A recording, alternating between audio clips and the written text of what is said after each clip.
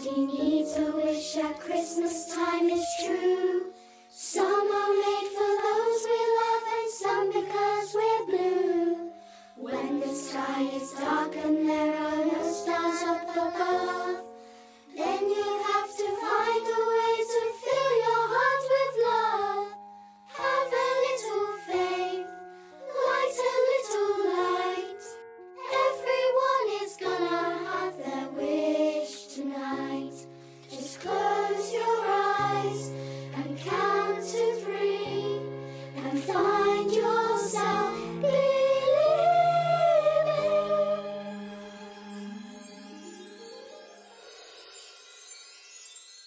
Welcome to Kermode Uncut. It's a cold and noisy morning here at the South Bank in London. I've got a question for you.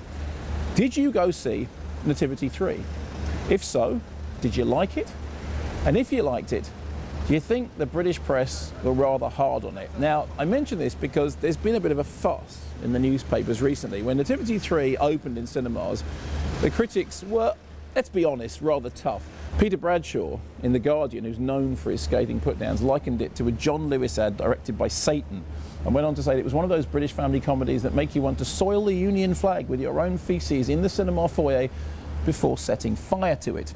Meanwhile, Robbie Collin, who's a friend of this parish, said in his review that he came straight out and went to look for a donkey to kick him in the head. Now, Debbie Issitt has responded, as she has every right to do. She said that Bradshaw's comments were like those of a troll, and she said as far as Robbie Collins is concerned, she would kick him in the head for free with her heels on. Now, I have to be honest, I really didn't like Nativity 3 either. In fact, here's words failing me in my Radio 5 Live review. I just sat there wanting it. Now, I know I'm not the target audience, okay? But I would rather watch a 24-hour marathon of Chuckle Brothers on CBBC. That's good. Words fail me. Parents will be taken to see this by their children. Do you think?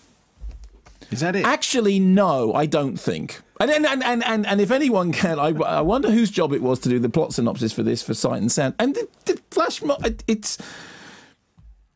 No, I don't say it very often, but words fail me. Now, Debbie Issitt has complained that film critics are out of touch. She's also complained that many of these critics who didn't like Nativity 3 said that they liked the first one, which was a huge success, when they didn't.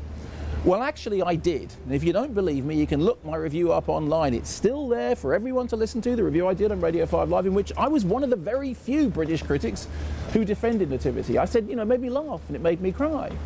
And that was actually why I was so disappointed when Nativity 2 was so poor, and so cross when Nativity 3 was as rubbish as it is.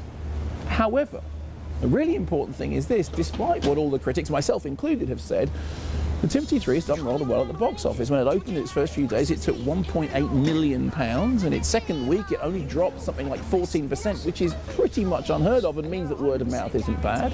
Yeah! And at the time of recording this blog, it's carrying on raking it in. Now, does this mean that critics shouldn't be so rude about it, or does it mean that what critics say and what audiences do are not connected? It all comes down to this. Firstly, reviews do not affect box office, and for proof of it, look at Nativity 3. Secondly, films are made by people who put their heart and soul into them, and getting a bad review is nasty, so critics have the right to say whatever they want, and you know what? Filmmakers have the right to be offended and to respond. And thirdly, if a film is doing well at the box office, it's kind of unsurprising that people keep on repeating that formula, even long after that formula has passed its sell-by date. You know, if I was Debbie Issitt and I was making movies as successful as Nativity, frankly, I'd carry on doing it. As a film critic, I'll probably carry on hating them, except for the first one, which did make me cry. Hey dude, where's my donkey? Hey dude, where has he gone? My wife is having a baby with no donkey to ride on. Ride on, hey dude, see my donkey. Hey dude, I need a rest. My donkey should carry Mary, gotta get this off my chest.